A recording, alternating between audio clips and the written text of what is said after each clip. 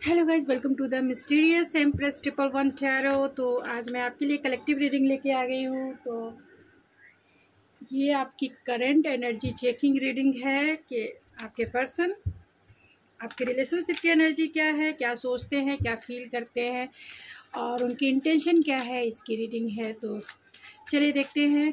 ये जनरल और collective reading होगी। जितना आपसे रेजोनेट करता है उतना ही आपका है, बाकी किसी और के लिए वो मैसेजेस हो सकते हैं जो आपसे रेजोनेट नहीं करता है। तो चलिए देखते हैं कि आपके रिलेशनशिप की करंट एनर्जी क्या है। और ये जेंडर स्पेसिफिक रीडिंग नहीं है, तो प्लीज़ कमेंट में ना बोलें कि आप फीमेल के हैं, मेल के हैं। मैं सिर्फ एनर्जी रीड करूँगी, तो आप भी बस एनर्जी पे कॉन्सेंट्रेट रहें। तो आपके पर्सन और आपके रिलेशनशिप की एनर्जी क्या है। यहाँ पर सेकंड चांस है। Oh my God.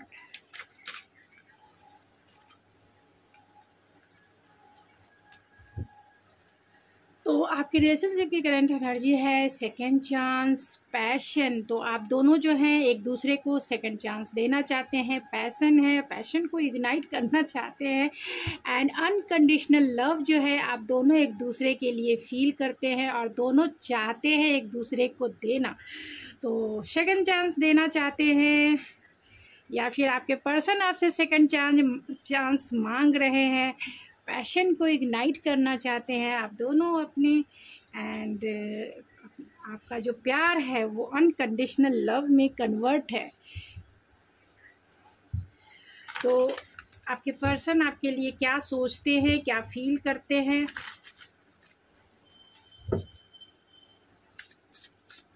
तो प्लीज़ स्पिरिट बताएं कि जो भी मेरे व्यूवर्स इस रीडिंग को देख रहे हैं उनके पर्सन उनके लिए क्या सोचते हैं, क्या फील करते हैं, उनके इरादे क्या है और आने वाले 15 दिन या 1 मंथ में क्या एक्शन लेंगे। तो क्या सोचते हैं स्पिरिट। टावर, टावर को कार्ड को क्लेरिफाई कीजिए स्पिरिट। टावर के कार्ड को क्लेरिफाई कीजिए। 4 ऑफ कॉइन, टावर के कार्ड को फिर से क्लेरिफाई कीजिए स्पिरिट।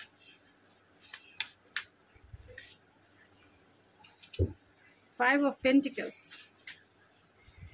क्या फील करते हैं स्पिरिट, क्या फील करते हैं मेरे व्यूवर्स के पर्सन, क्या फील करते हैं। 2 कार्ड्स निकल के आ गए, 10 of coin and 9 of source. ये दोनों कार्ड को क्लेरिफाई कर दीजिए स्पिरिट। एम्परर, उनके इरादे क्या है मेरे व्यूवर्स के लिए, मेरे व्यूवर्स के पर्सन के इरादे क्या है प्लीज स्पिरिट। 2 ऑफ सोर्स, इरादे स्पिरिट। 2 ऑफ सोर्स क्यों आया स्पिरिट, क्यों आया। हर्मिट की वजह से उनके इरादे क्या है स्पिरिट। 3 ऑफ पेंटिकल है। एक्शन क्या लेंगे 15 डेज और 1 मंथ में, क्या एक्शन लेंगे स्पिरिट, क्या एक्शन लेंगे मेरे व्यूवर्स के पर्सन, क्या एक्शन लेंगे। Oh my God, lovers and night of vents. ये नाइट ऑफ वैंस किसके लिए स्पिरिट।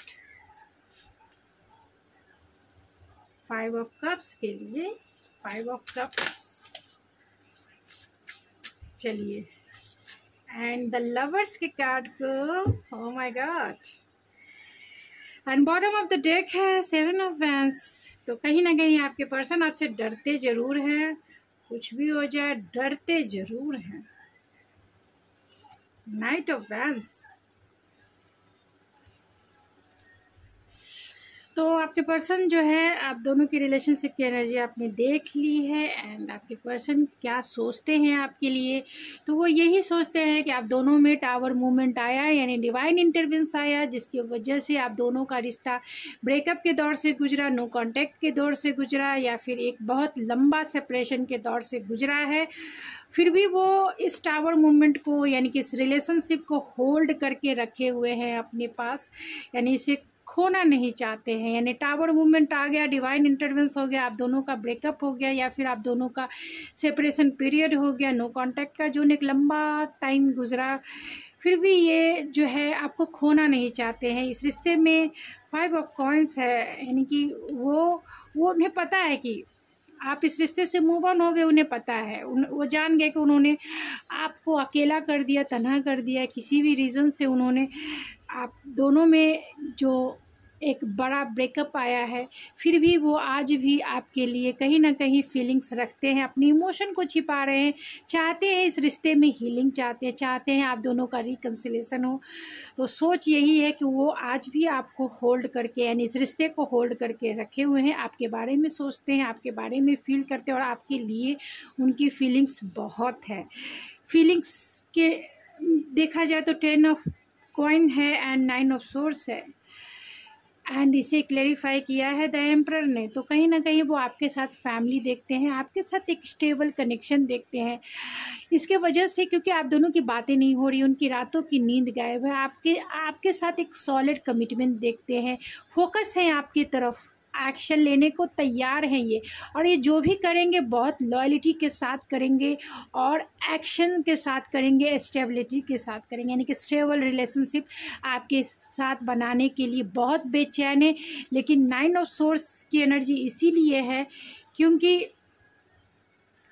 इन्हें पता है कि टावर मूवमेंट आया है आपके रिलेशनशिप में और आपकी तरफ आने में इन्हें डर लगता है, क्योंकि इन्होंने जो किया वो कहीं ना कहीं आपके दिल को उन्होंने हर्ट किया है। उन्होंने जो भी एक्शन लिए पास्ट में जिसकी वजह से टावर मूवमेंट आया, यानी डिवाइन इंटरवेंस तभी होता है जब आपका रिश्ते का बेस फाउंडेशन सही नहीं हो, यानी एक इंसान इस रिश्ते में बहुत एफर्ट्स लगा रहा था और दूसरा इंसान कोई उसे कुछ मतलब ही नहीं था, मतलब उसने रिश्ते को सीरियसली नहीं लिया, तभी टावर मूवमेंट आता है।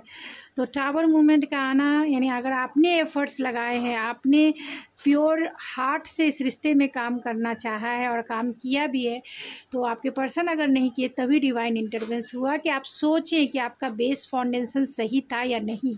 अब आपको इस रिश्ते पे काम करना है, तो जो ज़रूरी यानी जो मेजर चीज़ें हैं वो उसकी बेस आपको डालनी ज़रूरी है, उसकी लॉयल्टी निभानी ज़रूरी है। तो आपके पर्सन इसको रियलाइजेशन हो रहा है कि उन्होंने क्या गलती की है और इसके वजह से वो डरते हैं क्योंकि उन्होंने अपनी टाइम और एनर्जी इस रिश्ते में इन्वेस्ट नहीं की है, इसीलिए उन्हें वो जो है डिफेंसिव, उन्होंने आपको क्लियरिटी नहीं दिया। और जिस भी बेस पे आपका ब्रेकअप हुआ है, जिस भी बेस पे आपका नो कांटेक्ट का सिचुएशन हुआ, वो बेस की कोई भी क्लियरिटी इनके पास नहीं है। उनके इरादे क्या है, तो कहीं ना कहीं कंफ्यूज हैं, उन्हें समझ नहीं आ रहा है क्योंकि आपकी बातें नहीं हो रही है, लेकिन चाहते हैं रिकन्सिलेशन करना। लॉन्ग टाइम तक आप दोनों का ब्रेकअप रहा है या आप दोनों का बातें नहीं हो रही है, लेकिन उनके इरादे इस रिश्ते में रिकन्सिलेशन करना है। ये पर्सन आपके वर्किंग पार्टनर हैं, वर्किंग प्लेस से हो सकते हैं, यानी कहीं ना कहीं आप दोनों में फाइनेंशियल इन्वेस्टमेंट या फाइनेंस से जुड़ा हुआ हो सकता है। तो रिकन्सिलेशन करना चाहते हैं, थर्ड पार्टी सिचुएशन भी हो सकती है। तो जैसा आपसे रेजोनेट करता है वैसा ही आपका, फैमिली की वजह से उन्होंने आपसे को गोस्ट किया होगा, फैमिली की वजह से इन्होंने आपको क्लियरिटी नहीं दी, फैमिली की वजह से इन्होंने आपको चीट किया होगा। तो फैमिली इंटरवेंस हो सकता है या फिर फ्रेंड्स इंटरवेंस हो सकता है। तो अब ये पछता रहे हैं क्योंकि उन्होंने इस रिश्ते में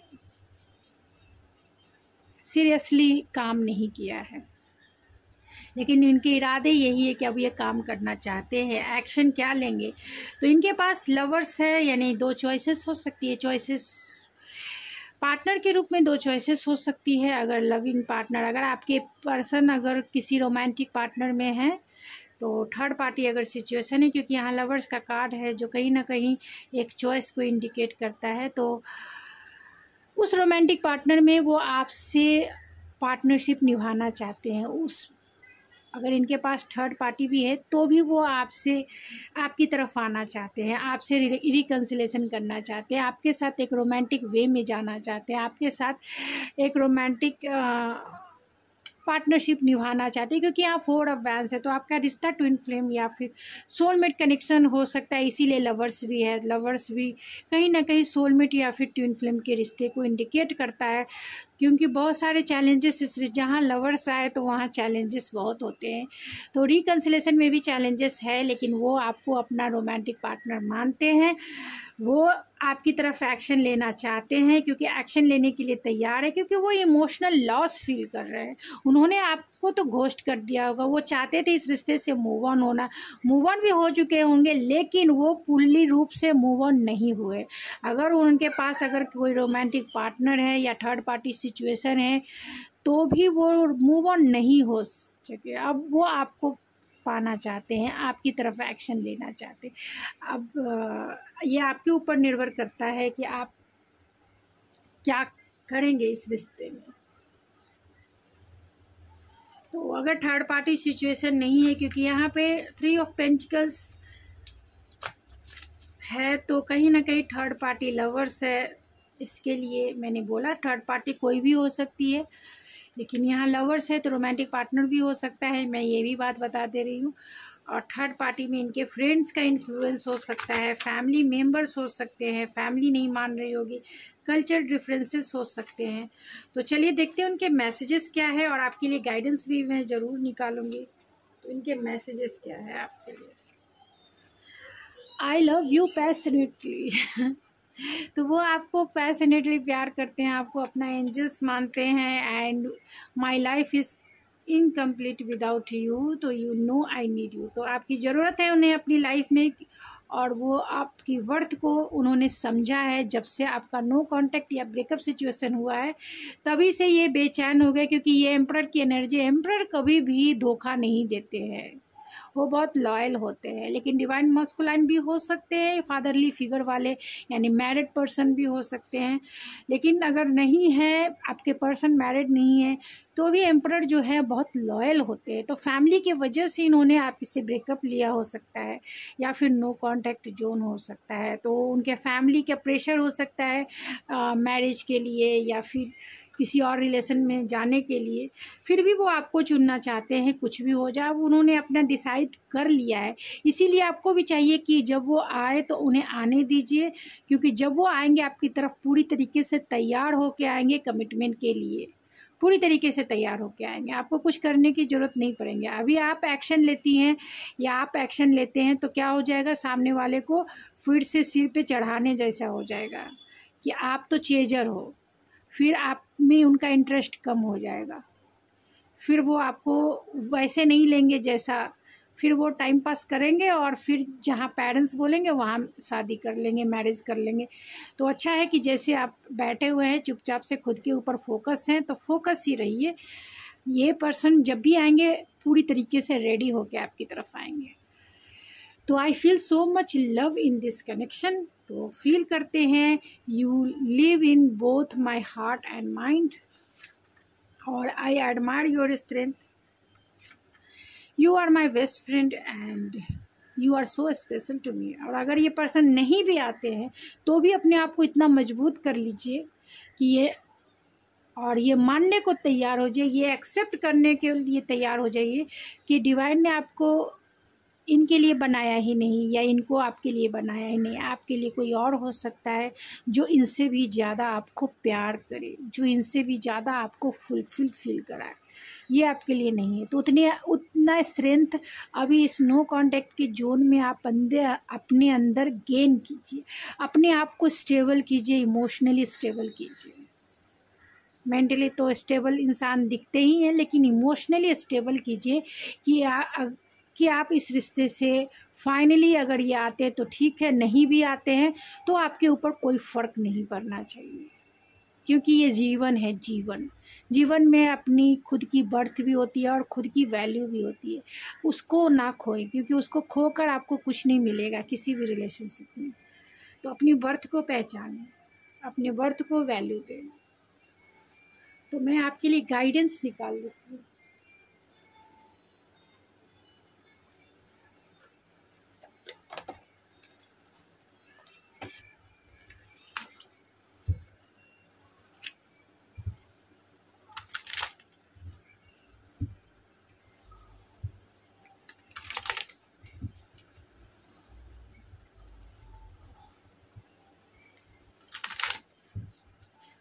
जब भी रीडिंग देखिए कोई पॉजिटिवनेस नहीं चाहिए, पॉजिटिवनेस के साथ ना देखें रीडिंग, हमेशा जो है लाइट वेट रहे, अपनी एनर्जी को हमेशा लाइट वेट रखें, सीरियसली ना ले किसी भी चीज़ को। तो आपके लिए गाइडेंस क्या है स्पिरिट, प्लीज़ बताएं। जो भी है मेरे व्यूवर्स इस रीडिंग को देख रहे हैं उनके लिए गाइडेंस क्या है। ग्रैटिट्यूड है, तो आपको ग्रैटिट्यूड फील करना चाहिए कि जो भी लेसन इस रिलेशनशिप में आपने सीखा है वो आपको कहीं ना कहीं एक अच्छा इंसान बना रहा है, ख़ास तौर से इमोशनली आपको स्टेबल कर रहा है और मेंटली स्टेबल कर रहा है, और अपने दिल के लिए एक हेल्दी बाउंड्रीज क्या है वो बनाना सिखा रहा है। तो बहुत सारे लेसन आपने सीखे हैं इस रिलेशनशिप में, और ग्रैटिट्यूड फील कीजिए क्योंकि इन्होंने आपकी बर्थ को पहचाना है। तो डिवाइन आपकी तरफ हेल्प कर रहा है, तो अपने डिवाइन का आपको ग्रैटिट्यूड करना ही चाहिए डेफिनेटली। और यहाँ एक्सेप्टेंस है, तो एक्सेप्टेंस भी होना चाहिए कि ठीक है जो भी सिचुएशन है आप जिससे डील कर रहे हैं वो एक्सेप्टेड होना चाहिए, क्योंकि जीवन है, जीवन में हर एक चीज़ के लिए रेजिस्ट नहीं होना चाहिए। जितना गो विथ फ्लो चलेंगे लाइफ में, जितना सिंपल वे में चलेंगे, उतनी चीज़ों को आप एक्सेप्ट करेंगे लाइफ में। जी ऐसा नहीं कि आपके साथ ही ये चीज़ें हो रही है, ऐसी चीज़ें आपका दिल टूटा है, ये रीडिंग जनरल है तो बहुत सारे लोगों का दिल टूटा है, बहुत सारे लोग नो कांटेक्ट जोन में, बहुत सारे, ऐसा नहीं कि सभी के पार्टनर मिल ही जाएंगे, सभी लोग मूव ऑन होके आगे बढ़ेंगे, सभी लोग लाइफ में किसी दूसरे को सेकंड चांस देंगे, या फिर किसी कोई नए पर्सन जो उनकी लाइफ में आता है उसके लिए ग्रैटिट्यूड फील करेंगे, क्योंकि इस रिलेशनशिप से मूव ऑन होंगे तभी ग्रैटिट्यूड होगा। तो बहुत सारे लेसन्स होते हैं जब आपकी लाइफ में सिखाने को आते हैं, तो कभी भी उसको इसके लिए ये मत होइए, जिद मत बनिए, और कोई भी प्रोसेस ये तैयार ना कीजिए, अपना बिलीफ सिस्टम तैयार ना कीजिए कि मेरे ही लाइफ में, खुद को कोसना ना करे कि मेरे ही लाइफ में होता है, मेरे ही लाइफ में। ऐसा नहीं है, सबकी लाइफ में एक नॉर्मल वे में रहना सीखे। आप स्पेशल नहीं है, सबकी लाइफ में होता है और उसमें आप भी हैं। सब लोग ठीक होते हैं, सब लोग इस पेनफुल सिचुएशन से बाहर निकलते हैं, आप भी निकलेंगे। सब लोग आगे बढ़ते हैं, आप भी बढ़ेंगे। सबका दिल टूटता है और सब लोग आगे भी बढ़ते हैं। तो आप ऐसा नहीं जानिए, ऐसा मत समझिए कि मेरा ही दिल टूटा है। खुद को स्पेशल समझिएगा तो सिचुएशन बहुत तकलीफ़ दे हो जाएगा। स्पेशल कभी ना बनिए, हमेशा सिंपल बनिए, गो विथ फ्लो चलिए। स्पेशल चीज़ें ना बहुत पेनफुल होती है, इसीलिए स्पेशल कुछ ना बनाए हमेशा कि आपके साथ हुआ है ऐसे, आपके साथ बहुत सारे लोगों के साथ ऐसा हुआ है। बहुत सारे लोग भी इस आपसे भी ज़्यादा पेनफुल सिचुएशन से गुजरे हैं, लेकिन उन्होंने अपने आप को कंट्रोल किया, अपने आप को स्टेबल किया। आप भी हैं उसमें से, और आपकी ही शादी नहीं हो रही है, आप ही एक रिलेशन से, सबकी शादी होती है, सब रिलेशनशिप में आते हैं, सबकी होती है। तो एक नॉर्मल वे में आप चीज़ों को लीजिए, स्पेशल वे में ना लीजिए। स्पेशल वे में लेंगे तो बहुत तकलीफ़ होगा, बहुत तकलीफ़ होगा। आप कोई स्पेशल नहीं है, जैसे सभी इंसान है वैसे आप भी इंसान हैं, जैसे सबकी फीलिंग्स है वैसे आपकी भी फीलिंग्स है। किसी में कम होती है, किसी में ज़्यादा होती है। तो मैं ज़्यादा अब नहीं बोलूँगी, मैं किसी और दिन बोलूँगी। काम से देखती हूँ कि आपके पर्सन आपके लिए क्या। तो आपके पर्सन आप मास्क लगा के बैठे हुए हैं, तो जब आएंगे आपकी तरफ वो मास्क खुलेगा, या नहीं भी आएंगे तो भी आपको पता चलेगा ही चलेगा, क्योंकि यूनिवर्स आपके साथ है। आपके रिलेशनशिप में टावर मूवमेंट आया है, लेकिन अनएक्सपेक्टेड ये आ भी सकते हैं आपकी लाइफ में। और ये एक्वेरियस साइन के ज़रूर होंगे, डेफिनेटली होंगे एक्वेरियस साइन, क्योंकि वही इतना लोचा करते हैं रिलेशनशिप में ज़्यादातर, क्योंकि वो इतने ओवर थिंकिंग करते हैं कि एक्शन नहीं ले पाते हैं, सही चीज़ों को जीवन में एक्सेप्ट नहीं कर पाते हैं। सही चीज़ों के लिए जीवन में राइट टाइम पे एक्शन ले तो हर एक चीज़ उनके लाइफ में सही हो जाए। लेकिन एक्वेरियस का थोड़ा सा प्रॉब्लम यही होता है कि वो ओवर थिंकिंग करते हैं, दिन रात करते हैं, टाइम और एनर्जी इन्वेस्ट करते हैं, लेकिन एक्शन नहीं ले पाते हैं, फियरफुल होते हैं। और डांसिंग एंजल है, तो डांसिंग एंजल तो एंजल्स आपको यही कहना चाहती है कि गो विथ फ्लो चले, किसी भी चीज़ को स्पेशल वे में ना लेके चले, क्योंकि एंजल आपके साथ है। एंड क्वेश्चन मार्क है क्यों, तो आपके दिल में भी यही क्वेश्चन है, क्यों इतना लेट लगा रहा है, क्यों रिकन्सिलेशन नहीं हो रहा, क्यों ये पर्सन आ नहीं रहे, क्यों जब वो चाहते हैं तो आते क्यों नहीं है। तो अगर ये आपके पार्टनर एक्वेरियस हैं, ख़ास तौर से जेमिनी एंड एक्वेरियस है, तो वो थोड़े से ओवर थिंकिंग करते हैं, सोचते बहुत है लेकिन करते कुछ नहीं है। लाइफ में अच्छी अच्छी अपॉर्चुनिटी को वो मिस करते हैं। अगर आप भी हैं तो ऐसा ना करें, राइट टाइम पे डिसीज़न ले एंड ओवर थिंकिंग ना करें, चीज़ों को ओवर एनालाइज ना करें। यही आपके लिए मैं कहूँगी कि अगर आप एक्वेरियस साइन हैं, जेमिनी हैं, चीज़ों को एक्स्ट्रा वे में एनालाइज ना करें। जीवन है, जीवन को समझे and go with flow and simple way में जिए। सिचुएशन सबके साथ ऐसी होती है, लेकिन लोग इतने एनालिटिकल नहीं होते, इतने ओवर थिंकर नहीं होते जितने आप होते हैं। तो अपने थिंकिंग प्रोसेस को थोड़ा कम करें बस। तो मैं मिलती हूँ आपके नेक्स्ट रीडिंग में, तब तक के लिए थैंक यू सो मच। अगर आपको मेरी रीडिंग पसंद आई तो चैनल को ज़रूर सब्सक्राइब कीजिए, सपोर्ट कीजिए।